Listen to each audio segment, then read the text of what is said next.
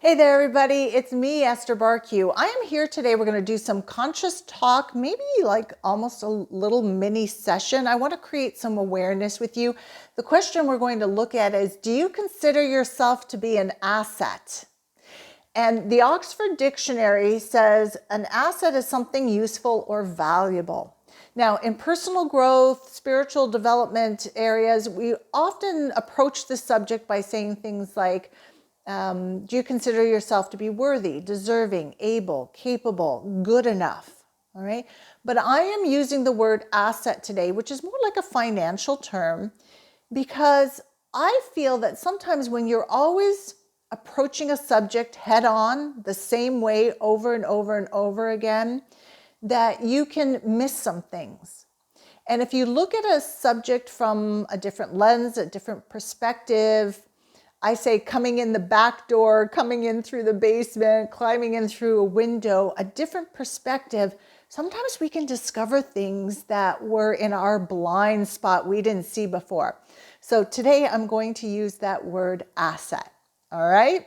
So welcome back to my channel, everybody. My name is Esther Bartkiw. I'm a core belief therapist. I do intuitive readings. I'm an energy healer. I combine core belief therapy with psychological tips, tools, and techniques, energy healing, spirit-filled messages to really help people create change within so that they experience change in their outward reality. And asking you this question today, I really hope that it will fortify within you ultimately that you are valuable, you are an asset, and to also flesh out where you may think that you are not. Now, first of all, before we dive into this, I want to make this very clear. I truly believe the big picture is that everybody is valuable, is an asset, simply because you exist, right? You are light, birthed of light. You are a child of God, however you want to look at it. Therefore, you are valuable. You are an asset, full stop. But when I'm working with people, sometimes making that leap to I'm not good enough, from I'm not good enough to yes, I'm good enough because I'm a child of God, it's too big of a leap. So I have to take them step by step through different aspects of their life to show them that they are valuable, that they are worthy. Okay?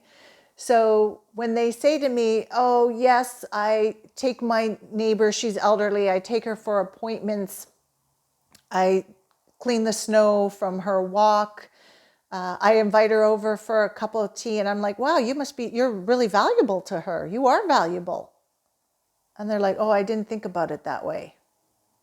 Well, yes, you are valuable. So that's what I'm hoping here to do today with you, to point out where you are valuable and you may not be acknowledging it, and what's not serving you in your life, right? What's not serving you in your life. All right. So first of all, let's go big picture, and in your life in general, would you consider yourself to be valuable and asset? And then break it down and ask yourself, in your family, are you an asset or are you a liability? Are you a liability? What about in your romantic relationships, your marriage, your partner? Are you an asset? Are you an asset to that person? Or is it always give me, give me, give me, give me, give me? All right. In your friendships, are you an asset to your friends?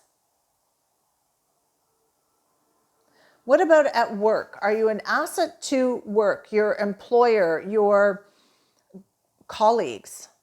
Or do you just go into work, do the minimal amount of work required to get a paycheck without getting fired, don't talk to anybody, don't make any kind of contribution, and just leave?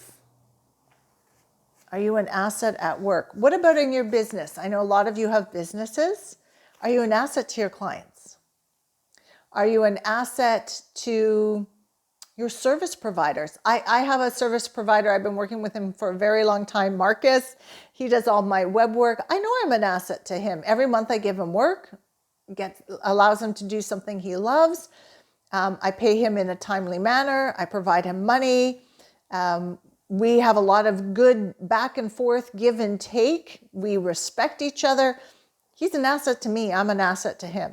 There's no grief in that relationship. All right. Are you an asset to animals? Whether you own a pet or not, are you an asset to animals? Do you feed the stray cats? Do you go feed the ducks? Do you have a little bird feeder outside? Do you make a garden for the bees? When you're walking down the street and you see a dog, do you pet it? Do you pet the kitty? Are you an asset to animals? What about to nature? Right? Yes, I'm an asset because I pick up the litter and I put it in a trash. No, I'm not an asset because I'm the one throwing the litter. Are you an asset to God? Are you an asset to God? Are you an asset to universe?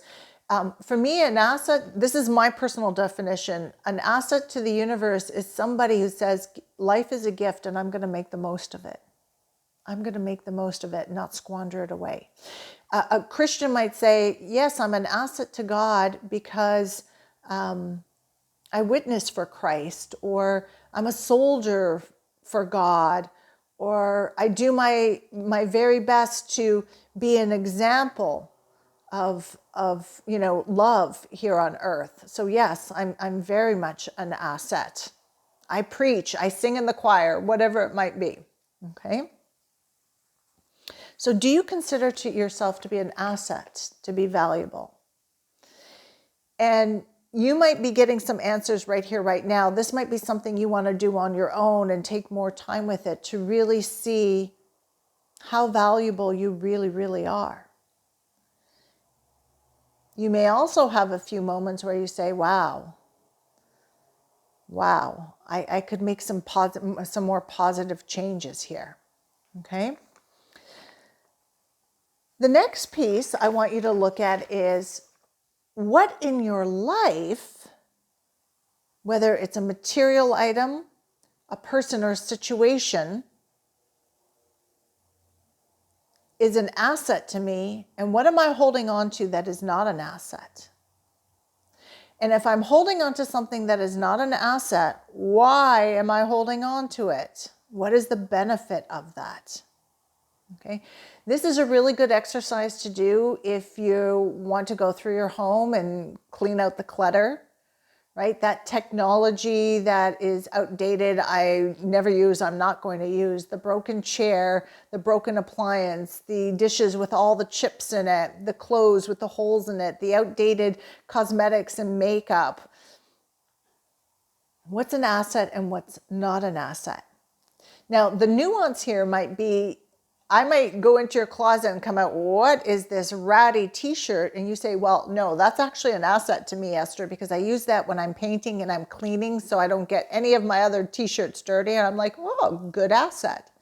But if you say, I know, I'm just hanging around, it's just hanging around, then I would say it's time to go. It's time to go. But let's look deeper, okay? So is your work an asset to you? Do you enjoy it? Is it creative? Do you enjoy your coworkers? Do you have fun with them? Does your boss honor the work that you do? Or do you never get recognition? Are you not paid your worth? Maybe your colleagues are not nice to you, or you're stressed. You're just so stressed out from work. Is work an asset to you? The people that you hang around with, especially the people that you spend a lot of time with, are they an asset to you? Ideally, in relationships, you want to be assets back and forth, like me and Marcus, right? What about in your romantic relationships, right? Your marriage, your partnerships. Maybe it's a business partnership. Are you an asset to them? Are they an asset to you? Okay. How about the time you spend on your phone, on your laptop, on your iPad, your devices? Is all that time you spend there an asset? Or would you say, you know what, the first hour is an asset, Esther, but then after that, it's not an asset to me because it keeps me from my exercise, going for a walk, meeting people in person. It keeps me from my own personal development. It keeps me from building my business. I'm on my device until midnight, which means I don't get a good sleep, which means I don't feel good in the morning. I get all that blue light in my eye. And you realize that, yes, your devices are an asset to you, but up to a certain point, anything after that is not an asset to you. Okay, so maybe that's where you want to make some change.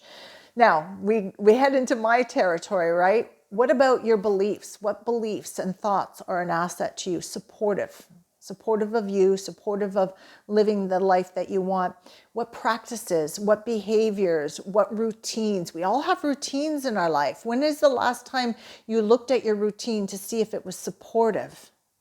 Okay, so I recently did a huge switch in routines. I would call it a routine, a practice, a behavior, and a ritual. And I started doing sun protocols. I get up before sunrise. So I am outside facing east, rain, shine, clouds, it doesn't matter, sunshine, whatever it is, to get the light in my eye, those 7 rays of light early in the morning. To help me with my circadian rhythm. I watch the sunset at night. Again, even if there's clouds, I get sunshine during the day. I've put myself in ketosis, even deeper. I've been in ketosis for a while, but even deeper into ketosis, and I get the right nutrition. So I have this new ritual, this new practice that I'm doing, and I just love it, and it is supportive to me. So if you say, okay, well, my pattern, my routine is that I go to bed at 2 in the morning and I wake up at 11, and you might say, yes, it's supportive to me. I like it. Well, I know for number one, it's not, because it does not allow you to sync up with your circadian rhythm. So it's affecting you mentally, emotionally, physically, spiritually on some level. Okay. But look at your routines and your practices to see, are they really an asset, or is it just a habit that you've gotten into and you think it's an asset? All right, that's a really big one. Look at that. Okay, so here's a bunch of questions for you. And if you choose to contemplate these questions, I think what you're going to find is very, very interesting. You're going to see where and how you are valuable and worthy and smart and capable when maybe you didn't think you were. So that's really going to bolster things from within. And you may see what is in your life that is not supporting you. And then you can begin to make changes. And some changes are easily made simply by making a choice, right? When I decided I was going to get up before sunrise to watch sunrise, I wasn't really thrilled about that. I like my body just to get naturally up in the morning. It would wake up somewhere between 7:30 and 8:30, and I really liked that. But I went, no, I see the value of syncing up with my circadian rhythm. I understand the value of getting that morning sunrise in my eye, helping my mitochondria, getting the light codes. I understand that. And so it was just a decision to make. I'm going to start getting up before sunrise. I didn't have to do any inner work about it. And then within a few days, I proved to myself how valuable it was. And now I can feel my body getting excited about getting up in the morning. It was really a big switch.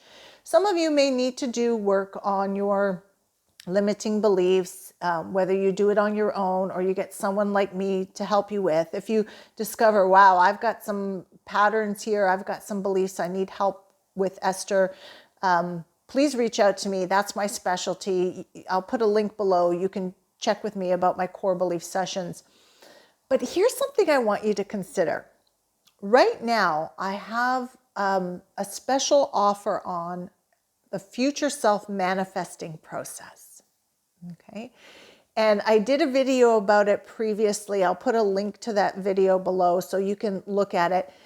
And I showed in that video how quantum science supports using the future to change the past, right? Which is you in the now. And the future self-manifesting process runs on the premise that Once you conceive something like, ooh, I imagine my future self, I can see myself in this relationship, healthy, sexy body, loving my work, great friends, on that dream trip. The moment you can conceive it, it is created in the ethers. There is a future self, you, a future you that is living that life. And in order to draw it into your reality, all you have to do is line up with it. And you line up with it by making sure your thoughts, your beliefs, your actions, your vibration, your concepts of reality, they're in alignment to that future. Okay? But the future self process is interesting because it's one of those backdoor, let's look at this from a different angle processes, in which once you conceive it, once you imagine this is my future self, I help you to connect with that future self. And we ask him, how did you get there? How did you create this? What action steps did you take? What did you have to learn? What did you get rid of? What new did you have to embrace? Maybe a new ritual, a new practice, a new routine. What obstacles came in your way along the path, and what did you do to overcome them? And your future self can give you a blueprint of actionable steps for you to take and information in order to pull that is in the ethers into your reality, so you're living those dreams. Okay? Stick with me. So most people, when they come to me for manifesting or this future self process, will say something like, okay, here's the 3 things that I see in my future, because I ask that you come with 3 main things so we can really zero in on that. And they'll say, I see myself in this loving relationship. This is the kind of guy, this is the kind of woman that I want to attract in my life. They're clear on that. Okay. I want a home. I'm very clear about the home that I want to live in. And I'm suffering from this knee injury and I see myself in perfect health. So they come to me with those 3 things. And that's how we begin the manifesting. What if we did something really different with you and the future self? And we got you to imagine and conceive a future self where not only did you consider yourself to be an asset, you lived your life as an asset and you only surrounded yourself by things that were an asset to you. Okay, remember, asset, valuable, worthy, deserving, good enough, smart, capable, able. We connect with that future self of you that is living her life knowing she is good enough, worthy, deserving, capable, able, smart enough. And we find out what did it take to get to that space of living life fully like that. And living life fully like that, knowing it's not anything I did, it's just because I'm light birth from light, child of God. You get the blueprint, you take the steps, and you begin to live life as an asset. And then, think about it, when you're fully living your life like that, what kind of relationships are you going to attract? What kind of clients will you attract? Will you take the time to spend time building your business? Will you know when to walk away from the devices?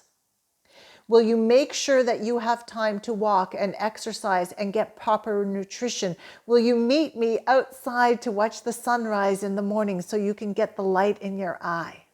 Will you love yourself? Will you respect yourself?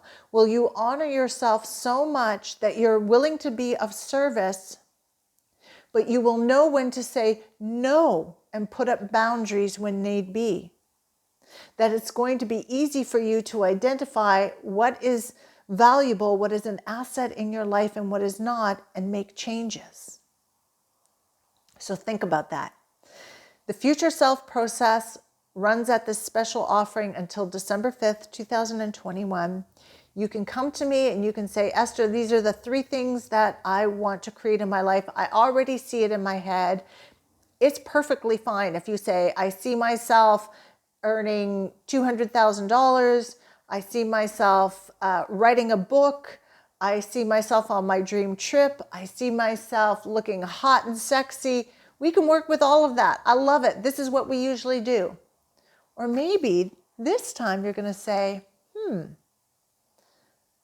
let's work with the future self that knows that she is loved and lovable and worthy and deserving and able and capable. Because I know when I hold that in my mind, my body, my spirit, my energy field, everything that I want will just come my way. All right, so let's find out what your future self has to say about all this. The link is below. If you have any questions about this specialty process, you can email me or message me wherever you're watching this, and let's do it. Okay, ciao.